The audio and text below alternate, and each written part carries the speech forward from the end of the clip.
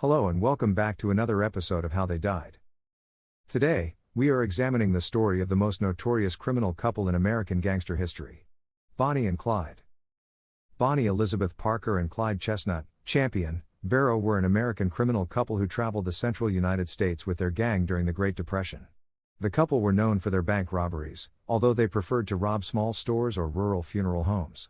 Their exploits captured the attention of the American press and its readership during what is occasionally referred to as the Public Enemy era between 1931 and 1934. They were ambushed by police and shot to death in Bienville Parish, Louisiana. They are believed to have murdered at least 9 police officers and 4 civilians.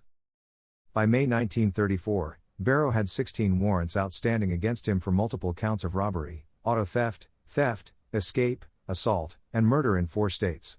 Hamer, who had begun tracking the gang on February 12, led the posse. He had studied the gang's movements and found that they swung in a circle skirting the edges of 5 Midwestern states, exploiting the state line rule which prevented officers from pursuing a fugitive into another jurisdiction. Barrow was consistent in his movements, so Hamer charted his path and predicted where he would go.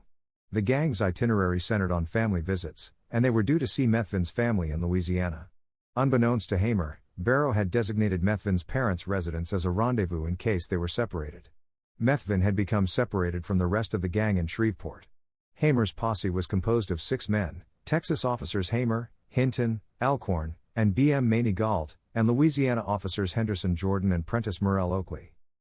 At approximately 9:15 a.m. on May 23, the posse was still concealed in the bushes and almost ready to give up when they heard a vehicle approaching at high speed. In their official report, they stated they had persuaded Methvin to position his truck on the shoulder of the road that morning. They hoped Barrow would stop to speak with him, putting his vehicle close to the posse's position in the bushes. The vehicle proved to be the Ford V8 with Barrow at the wheel, and he slowed down as hoped. The 6 lawmen opened fire while the vehicle was still moving. Oakley fired first, probably before any order to do so. Barrow was shot in the head and died instantly from Oakley's first shot, and Hinton reported hearing Parker scream. The officers fired about 130 rounds, emptying each of their weapons into the car. The 2 had survived several bullet wounds over the years in their confrontations with the law.